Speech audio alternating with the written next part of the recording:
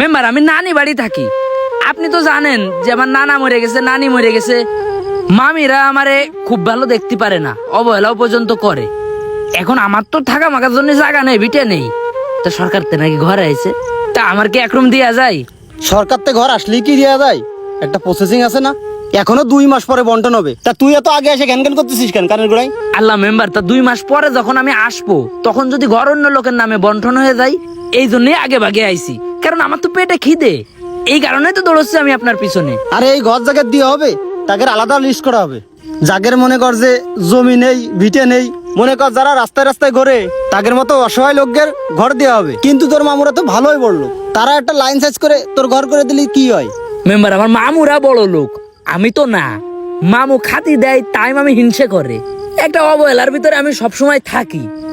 এখন আমি যেটা বিয়ে শাদী করবো, বিয়ে করেও তো আর মামু বাড়ি উঠানো যায় না। তাই যদি একটা ঘরের লাইন হয়, বউডারে নিয়ে সেই সরকারি ঘরে সুখী শান্তিতে বসবাস করব। এখন ঘরটা যদি আমি পাই, বিয়ে করব, বিয়ে করে বউটা সেই ঘরে এনে রাখবো, গরিব ঘরে একটা মেয়ে আনবো, সুখী শান্তিতে সংসার করব। মেম্বার আমার একটু ঘরটা লাইন করে দেন মেম্বার, আমার অনেক স্বপ্ন এই ঘরকার নিয়ে। বললেই তো সরকারি ঘর দেওয়া যায় না, এর অনেক প্রসেস আছে। আমার মাথায় থাকলো বিষয়টা, তুই এখন যা। ঠিক আছে মেম্বার, আমার কথা মাথায় রেখেন। রাখ পানে যা। তুই ইনকাম করতেছিস তো খুব ভালোই, তা ঘর বাড়ি করিস না কেন? আরে আমি ঘর করলি তো করতে পারতেছি, কিন্তু ঘর করে টাকা মাটি তুলে দিয়ে লাভ কি? বছর বছর এখানে ওখানে জমি কিনতেছি, ঘর করার সময় এক জায়গাতে পেয়েছে ঘর করবানে। শোন, একটা সুযোগ আয়েছে। কি কি সুযোগ? মেম্বারের মাধ্যমে আমাদের গ্রামে ঘর আয়েছে, সরকারি ঘর। গরিব অসহায় যাদের ভিটে মাটি নেই, তারা পাচ্ছে এই ঘর। তুই তো মেম্বারের সাথে সবসময় থাকিস, একটা লাইন মাইন করে দেখ একটা ঘরের লাইন করতে পারিস কিনা। আরে ওই ঘর কি আমার জন্য? আমার প্রতিদিনই ইনকাম 700-800 টাকা, আমার দিন ভালোভাবেই যায়। তোর দিন ভালো যায় সেটা তো ঠিক আছে, যদি একটা ঘর পাস সরকারি, তাহলে কি লস আছে? না, লস কিসির? তার লস যখন নেই, তাহলে এই সুযোগটা কাজে লাগা। 2 রুমের একটা ঘর করতে গেলে 2.5 লাখ 3 লাখ টাকা খরচ। মেম্বারের সাথে তোর ভালো সম্পর্ক, দেখ সুযোগটা কাজে লাগাতে পারিস কিনা। যুক্তি তো মইনুল ভাই খারাপ দিল না, দেখি কিছু করা যায় কিনা। কি ব্যাপারে গাড়ি পরে ঘুমাচ্ছে কেন রে? এই কিরে মরে গেছিস? এই হানে ঘুমাচ্ছিস কেন? বাড়িতে ঘুমোতে পারতেছিস না? এ বাড়ি ঘুমানো যায় না, বাড়ি ঘুমোলি মামি বকে। বকে মানে? তুই কি তোর মামিকের কাছে যে ঘুমাইস নাকি? এ বাপ, ঝামেলার আছেন তো ভাই, উল্টো পাল্টা কথা করছেন। মামির কাছে যায় ঘুমাবো কি জন্য? ওই মামাই তো ভাইয়ের রুমে ঘুমোই, কিন্তু আমি দিনের বেলা ঘুমোলি বকে আমার। মামি মামার কাছে নালিশ করে, দিনের বেলা ঘুমানো আমার দেখতে পারে না। শোন, তোর মামা বাড়ি তোর আর কেউ বকবে না, সেই লাইন আমি করে দিচ্ছি। কি লাইন ভাই, কোনটা কি? আমাদের মেম্বারের কাছে হ্যাঁ। সরকারি ঘর আয়েছে, হ্যাঁ হ্যাঁ, যাগের ভিটে নেই, বাড়ি নেই, ঘর নেই, জায়গা নেই, অর্থ সম্পদ কিছুই নেই, সরকার তাগের জন্যই দিয়েছে। তা সেটা তো বুঝেছি, ওই লাইনেই তো ঘুরতেছি। মেম্বারে পাঁচ হাঁটতে হাঁটতে তো জুতোর তালাই ক্ষয় করে ফেলাচ্ছি। জুতো কেন? তুই যদি তোর রক্ত ক্ষয় করে ফেলিস রে ভাই মেম্বারের কাছে, ঘর তুই পাবি নে, কিন্তু ঘর নিয়ে আর অন্য লাইন আছে। কি লাইন? শোন, তুই যদি 50,000 টাকা লাইন করে দিতে পারিস, আমি ঘর নিয়ে দিবানে মেম্বারের কাছে 2 রুমের। 50,000 টাকার লাইন করে আমি 2 রুমের ঘর নেব কেন? 50,000 টাকার লাইন করতে পারলে তো আমার কোনো টেনশনই থাকতো না।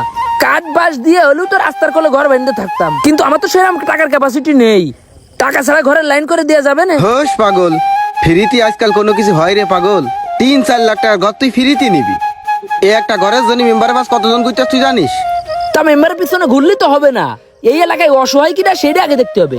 আমার মা নেই, বাপ নেই, থাকি নানিকের বাড়ি, তাহলে ওই ঘরটা আমার প্রাপ্য না? এই তোর ঘরের লাইন করতে আমি পারবো না। তা তো পারবা না, সেটা জানি।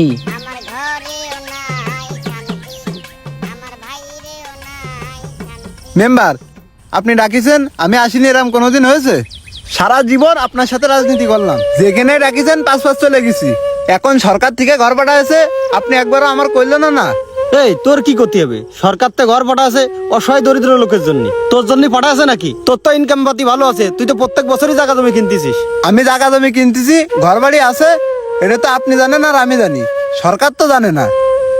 আপনি ফরমে আমার কিছু নেই এরে উঠবেন, একটু ব্যবস্থা করে দেন, আমি একটু থাকি।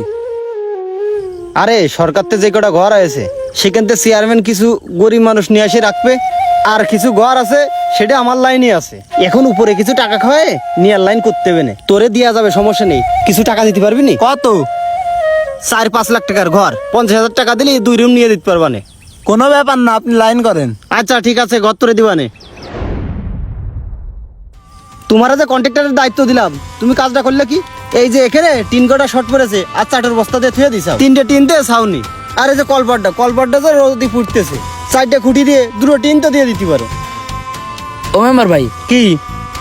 এই ঘর কি সব বুক হয়ে গেছে? হ্যাঁ, সব বুক হয়ে গেছে। তাই এই পাশে 2টো রুমই নাকি এখনো লোক উঠিনি, ওই 2টো রুমই আমার একটু লাইন করে উঠোয় দেন, আমার থাকার খুব সমস্যা হচ্ছে। ঘর কি মুড়ি যে সালামাত দিয়ে দিলাম? তোর চেয়ে গরিব মানুষ আছে, তারা ওই ঘরে উঠবে। মেম্বার, আমার চেয়ে গরিব মানুষ কিডা আছে? আমার চেয়ে গরিব মানুষ এই গ্রামে আর কিডা আছে কন? আমি তো দেখিছি, ওই যে ইমন্নারে ঘর দিছেন, ওর জমি জায়গা আছে, ওর টাকা পয়সা আছে, ওরে ঘর দিয়ে থুয়ে বসে রয়েছেন। ওরা কি ঘরের কাঙাল? ঘরের কাঙাল তো হচ্ছে আমি। আমার হিটে নেই, বিটে নেই, আমি মামার বাড়ি থাকি, তা আমার একটু লাইন করে দেবেন না? শোন, ও আমার সাথে দলদারি করে, মিটিং মিছিলে যাই, সবসময় আমার পাশে থাকে। ও ঘর উপরতে লাইন করে নিয়ে এসে। তা ও উপর থেকে লাইন করে নিয়ে এসে, আপনারও তো উপরে হাত আছে, আপনি একটু আমার ব্যাপারটা দেখতেন। আর কইলেন যে ও দলদারি করে, মিছিল মিটিং এ যাই। তা আমি দলদারি করি না, মিছিল মিটিং এ যাই না ঠিকই। তা আমি ভোট তো আপনার ঠিকই দিছি, ভোট দেওয়ার সময় তো আপনার দিছি, চেয়ারম্যান সাহেবের দিছি, ভোট তো আর বাইরের কারোর দিইনি। আমাদের ভোটেই তো আপনারা মেম্বার। তা তুই আমার সাথে কি বেড়াচ্ছিস? তোর কি প্রমাণ আছে যে তুই আমার ভোট দিছিস? এখন আপনার সাথে বেড়াতে গেলে তো পেটে ভাতই থাকবে না, বেড়ানো লাগবে নাকি আপনার সাথে? যারা বেড়ায় আছে আপনার সাথে, তাদের ঘর দেবেন? তারা কি গরিব মানুষ?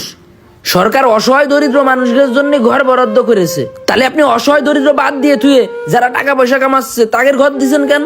যাদের জমি জায়গা আছে তাদের যদি ঘরগুলো দেন, তাহলে আপনি তো সরকারের সাথেও বেইমানি করলেন, গরিব দুঃখীদের সাথেও বেইমানি করলেন। এই তোর লিকচার থামা, তোর লিকচার শোনার আমার টাইম নেই। এই সব আমার হাতে না, সব উপরের হাতে। সব উপরের হাতে লিস্ট তো আপনিই করেছেন, উপরের দোষ দিচ্ছেন কেন? আপনি আর চেয়ারম্যান সাহেব 2 জন মিলেই তো গ্রামের মানুষ সব লিস্ট করেছেন। এখন এই লিস্টের ভিতরে আমি একটা অসহায় মানুষ, আমারই রাখলেন না। তোরে রাখিনি মারে, তোরে তো আমি নিজেই অফার দিছি, তুই তো গ্রহণ করিসনি। মইন ভাই, তার মানে আপনি যে অফার দিলেন ওই অফারেই চলতেছে এসব ঘর বন্টনের ব্যাপার। মেম্বার, ইমনতালি টাকা দিতে পেরেছে দেখে ওরে দিছেন। আমারে মইন ভাই 50,000 টাকার কথা কইলো, আমি 50,000 টাকা দিতে পারিনি। 50,000 টাকা থাকলে তো একটা নিজেই ঘর করে থাকতে পারতাম, টাকা ছিল না আমার কাছে। তাহলে যাদের কাছে টাকা ছিল তাগেরই ঘর দিছেন। তুই বকিস নে, তুই এসব ফেরা করে বুঝবি না। ঠিক কথাই কইছেন, আমি বুঝি না মেম্বার।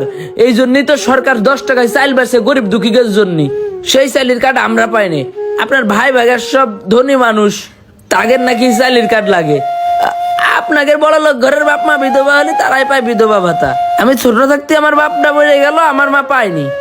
এই যে এখন সরকার থেকে ঘর দিচ্ছে, এখানেও মাথা গুনে গুনে যাদের ভাব ভালো, যাদের থাকার জায়গা আছে, যারা টাকা পয়সা কামায় তাদের দিচ্ছেন, আমাদের দেননি। মেম্বার, এটা দুর্নীতি না মেম্বার?